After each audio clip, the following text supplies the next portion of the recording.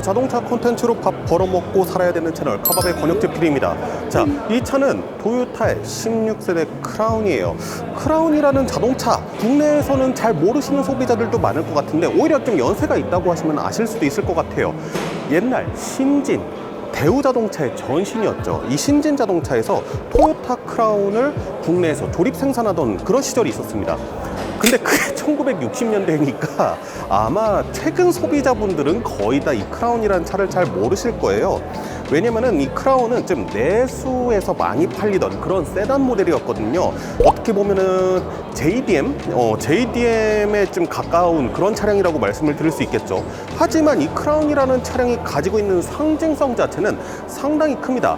우선 첫 번째로 토요타 최초의 양산형 승용차라는 상징성이 있고요. 그게 1955년이니까 무려 지금 16세대까지 쭉 이렇게 올 수가 있었던 거겠죠. 그리고 일본에서는 사실 이 차를 일본 직장인들의 로망, 일본에서 약간 부의 상징이라고 할 수 있는 그런 상징성을 가지고 있는 차량 중에 하나라고 말씀을 드릴 수 있을 것 같아요.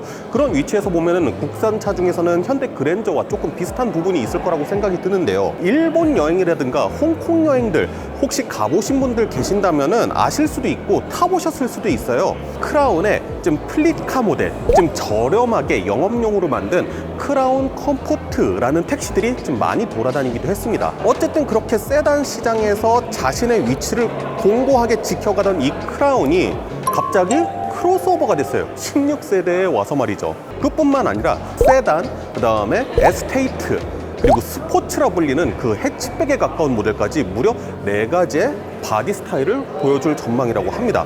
일단은 국내에 처음으로 들어온 차량은 이 크로스오버 차량이에요. 오늘은 이 크라운의 익스테리어 디자인과 인테리어 디자인, 기능들 관련해서 좀 어떤 것들이 있는지 말씀을 드리도록 하겠습니다. 네, 지금부터 출발해 보도록 하시죠.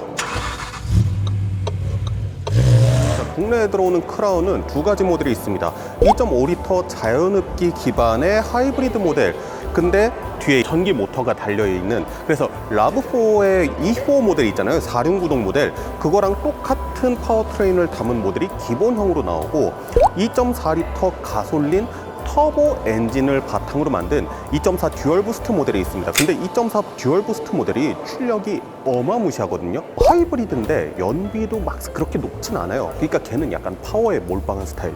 근데 이 2.4 듀얼 부스트 같은 경우에는 국내에 일단 올해 한정된 물량은 100대밖에 없다고 해요. 그 100대 한정 판매로 들어갔는데 그 차량이 지금 바로 옆에 있는 이 차량입니다. 그래서 이 차량을 좀 바탕으로 설명을 드릴 건데, 저는 사실 이 크라운이라는 차가 처음에 전기차인 줄 알았어요. 크로스오버 모델로 하면서 전고를 확 높였잖아요. 이 차량의 크기가 이 영상만 보시고는 좀 짐작이 안 되실 수도 있는데, 크기가 대략 전장은 5m가 살짝 안 되는 2cm 부족한 5m 정도고요. 전폭은 소나타보다 좁아요. 근데 이건 일본차 특성입니다. 일본은 저도 가보진 않았는데 이 도로망이 좀 좁고 그래가지고 차량의 폭도 조금 좁게 나오는 편이라고 해요. 휠 베이스는 소나타보다 한 2cm 정도 긴데 전고가 리로 정도의 전고라고 해요. 이렇게 키를 높여놨으니까 밑에다가 배터리를 깔지 않았겠느냐라는 생각이 있었고, 이 전면부에 보시면은 공기 흡입구가 이 라이트 양사이 쪽으로 해서 이 위쪽에 조금, 그 다음에 이 밑쪽으로, 이 아래쪽으로 조금, 차체 되게 큰 데에 비해서 공기가 들어가는 구멍 자체는 좀 작다라고 얘기를 할 수가 있는 거죠. 그래서 저는 처음에 전기차인 줄 알았는데 전기차가 아니더라고. 그릴 한가운데 이렇게 에이다스를 위한 센서가 이렇게 있는 거 확인하실 수 있고요. 범퍼 하단 쪽에 마치 그릴인 양, 그릴은 아니에요. 보면은 다 세모로 이렇게 조각조각 낸 모습이거든요. 큰 검은색 면적이 존재하고 그 위로 이렇게 그릴, 아래쪽으로 그릴, 그 다음에 조금 고급스러운 느낌을 낼 수 있는 크롬 몰딩 같은 느낌의 디자인을 넣고, 전반적으로 아래쪽으로 좀 무게감을 줄 수 있게끔 블랙의 요소를 넣었다라고 말씀을 드릴 수 있을 것 같아요. 그러면서 DRL이 이렇게 일자로 쭉 연결되어 있고, 이 램프 쪽도 전부 다 LED 램프가 박혀져 있는 이런 모습 보여주고 있습니다. 그러면서 토요타 엠블럼이 아닌 크라운의 전용 엠블럼이 들어가면서 기존에 있던 토요타보다는 한 급 높은 모델이야, 이런 좀 느낌을 보여주기도 하고요. 보닛 쪽이 이렇게 쭉 삐죽하게 튀어나왔다가 들어가는 모습, 상당히 공격적인 그런 느낌을 자아내죠. 보닛 쪽에도 날카롭게 쭉 일러가는 이런 캐릭터 라인들 들어가는 모습 보이고요. 이 위에가 보면은 여기는 철판인데 이쪽은 플라스틱이거든요. 이 윗부분까지 전부 다 검은색으로 해서 투톤의 디자인으로 가져간 게 있는데 국내 사양에는 그거는 안 들어와요. 크로스오버 차량이잖아요. 그래서 휠하우스 위쪽으로 이렇게 별도의 몰딩을 둘렀습니다. 그러면은 아무래도 좀 오프로드도 갈 수 있는 강인한 느낌, 그런 느낌을 자아낸 게 있거든요. 이제 측면도 보여드리고 후면도 보여드리고 할 건데, 전반적으로 검은색 블랙의 포인트들을 하부 쪽으로 좀 많이 배치를 해놨어요. 이 차가 아무래도 크로스오버다 보니까 세단보다는 높고 SUV보다는 좀 낮고, 이게 사람들한테 익숙하지 않은 프로포션이란 말이에요. 그래서 아래쪽에 좀 어두운 것을 두면서 무게감을 좀 밑으로 내려 깔고, 그러면서도 위와 아래가 좀 분리되어 있는 듯한, 그렇게 만든 것이 아닌가라고 예상을 해볼 수가 있을 것 같아요. 클래딩, 이것이 차량 하부 쪽으로 계속 쭉 연결되어 있는 거, 리어 휠하우스 쪽까지 이렇게 클래딩으로 연결이 되어 있고요. 근데 그것도 모자라서 여기는 검은색으로 마치 조약돌 같은 디자인의 포인트들을 두었다. 전고 자체가 높아지기 때문에 이 패널 자체가 여기가 넓어질 수밖에 없잖아요. 그리고 이 차량 보면은 측면 디자인은 전반적으로 다 동글동글한 약간 그런 느낌이거든요. 날카로운 캐릭터 라인이 확 끊고 지나간다거나 그런 그림이 아니에요. 전반적으로 좀 둥글둥글하기 때문에 여기 밑에다가 이런 조약돌 같은 포인트를 넣었다라고 볼 수가 있는 거죠. 측면에서 가장 확실한 캐릭터 라인이라고 하면 이 휠하우스를 강조한 라인 같은 것들, 휠하우스를 좀 더 커 보이게 하는 그런 효과를 좀 가질 수가 있고요. 무려 21인치짜리 타이어가 들어갑니다. 그럼에도 불구하고 휠하우스가 차체 대비해서 좀 커 보인다거나 그런 느낌은 아니에요. 그러니까 차 자체가 얼마나 큰지 좀 알 수 있는 그런 모습이죠. 완만하게 떨어지는 이런 패스트백 형태의 디자인을 취하고 있거든요. 쿼터 글라스 쪽에 블랙의 디자인이 이렇게 트렁크 후면부 쪽까지 쭉 이어지는 디자인, 트렁크 리드 자체를 상당히 짧게 했기 때문에 뒷유리창이 한 번에 열리는 그런 것처럼 보이지만은 사실 그렇지는 않더라고요. 그냥 이렇게 트렁크 리드만 딱 이렇게 열리는 형태로 하면서 K5 같은 차량에서 봤었던 그런 느낌이라고 볼 수 있죠. 유리창 아래쪽으로 검은색 이런 부품을 놔두면서 긴 유리창이 넓어 보이게 해서 트렁크 리드를 좁게 해 보이고, 그러면서 좀 스포티한 디자인으로 마감하는 것들, 그런 모습들을 좀 볼 수 있어요. 이렇게 하면은 트렁크에서 뭔가 짐을 꺼내거나 좀 트렁크 안에 깊숙이 빠진 물건들 빼거나 넣거나 할 때 좀 어려움이 있다라는 거. 근데 뭐 이거는 전 세계적인 자동차 트렌드니까 그럴 수 있다 치고요. 다만 어쨌든 토요타의 플래그십인데 전동 트렁크 안 들어간 거, 이거는 좀 아쉽네요. 제법 트렁크 공간 넓고, 그 다음에 이 트렁크의 높이 자체도 상당히 높은 편입니다. 턱이 좀 상대적으로 깊어가지고 무거운 짐들을 넣다 뺐다 하기에는 조금 어려울 수도 있겠지만 트렁크 공간 자체는 상당히 넓고, 이 밑에 히든 스페이스 보면은 또 이 정도의 수납 공간이 있으니까 여유롭게 사용할 수 있겠죠. 그 다음에 2열에 시트를 폴딩할 수 있는 이런 레버 같은 것들 따로 장착이 되어 있는 것을 볼 수가 있습니다. 벨트 라인이라든가 이런 것들이 앞부분에서 이렇게 위쪽으로 쭉 올라오는 디자인이기 때문에 후면부가 제일 높아질 수밖에 없어요. 그리고 전고를 워낙에 높였기 때문에 이 뒷부분이 사실 좀 높아 보일 수밖에 없거든요. 그래서 보면은 이런 파팅 라인을 넣었는데 사실 이게 뭔가 제 역할을 하진 않아요. 이게 또 플라스틱이거든요. 미국 사양 같은 것들 여기 블랙으로 처리되면서 역시나 투톤으로 처리되는 모습도 확인할 수가 있어요. 앞면보다 조금 더 선이 많아요. 이런 라이트도 선이고, 이런 블랙으로 끄는 것도 선이고, 이런 것도 다 선이잖아요. 자칫 두꺼워 보이고 둔해 보일 수 있는 것들을 쫙쫙쫙쫙 이렇게 쪼개놨다라고 말씀을 드릴 수 있겠죠. 그래서 사진으로 보면은 사실 이 크라운 워낙에 등치를 늘렸기 때문에 좀 둔해 보인다 이렇게 생각하실 수도 있는데, 실물로 보면은 괜찮아요. 네, 나쁘지 않습니다.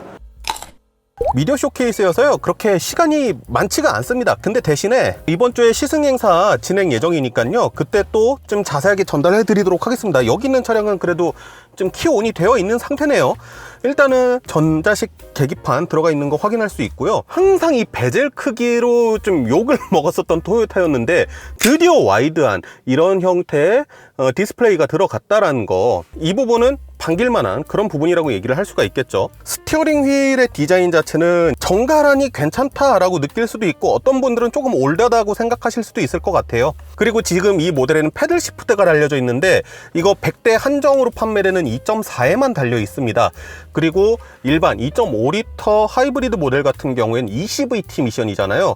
그래서 그런지 패들 시프트가 별도로 들어가 있진 않아요. 그렇게 또 2.5에서 빠지는 게 전방 HUD, JBL 사운드가 들어가 있는데 이 역시 2.5리터 모델에는 그냥 기본 토요타께 들어가는 것 같더라고요. 차량에 앉았을 때 드는 생각은 시트 포지션은 제법 높은 편이에요. 제가 이 차량 전고가 니로라고 말씀드렸잖아요.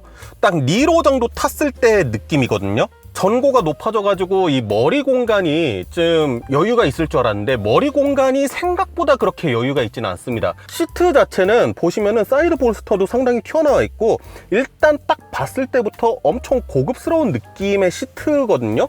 시트의 착좌감, 그다음에 몸을 지지해주는 느낌, 이런 것들은 상당히 좋다라고 말씀을 드릴 수 있을 것 같고요. 일제차를 타면은 몇 가지 아쉬운 것들이 있었는데 저는 이 실내 내장이 조금 아쉬웠던 적들이 있었거든요. 근데 아무래도 도요타에선 플래그십을 담당하잖아요.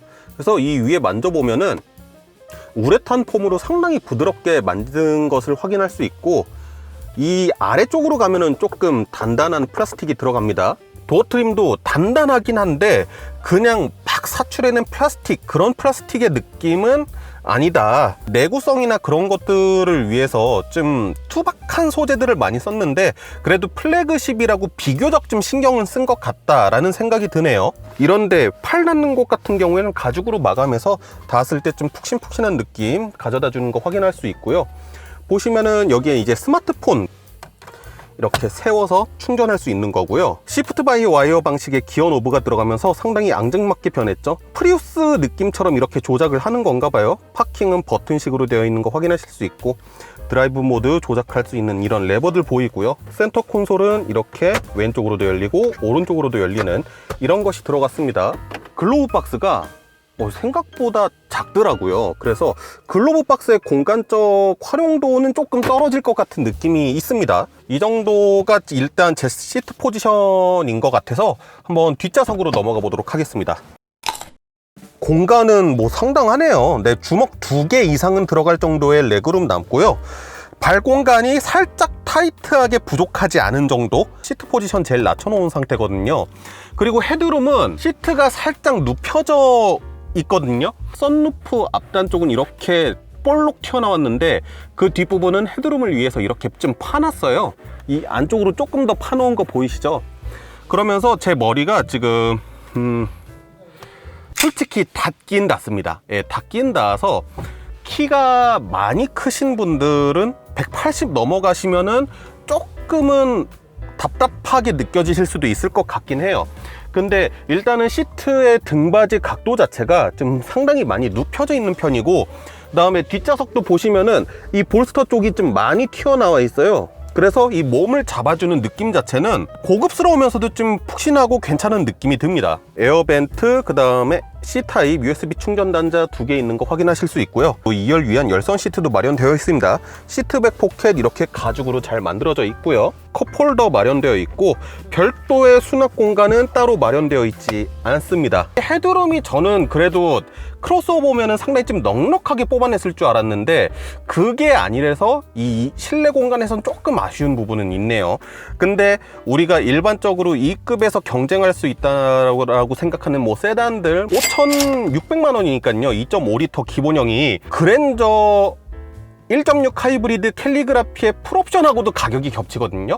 그래서 그랜저라든가 그런 세단 모델들과 비교했을 때는 세단들도 이 정도 공간밖에 안 되니까 실내 공간에 대해서는 좀 세단이라고 생각을 하시는 게 속이 편하실 것 같기는 해요. SUV만큼 넉넉한 헤드룸을 가지고 있지는 않습니다. E4 기능을 넣은 차량 치고는 생각보다 뒤에 센터 터널의 높이가 좀 높은 편이긴 합니다. 시승 행사가 있어요. 시승 행사도 참석 예정이기 때문에 그때 아무래도 좀 더 자세한 것들을 설명드릴 수 있지 않나 라고 생각을 하고요. 일단 미디어 쇼케이스 현장에서의 영상은 여기까지 전달해 드리도록 하겠습니다. 자, 지금까지 자동차로 밥 벌어 먹어야 되는 채널 카밥의 권혁재 PD였습니다. 감사합니다.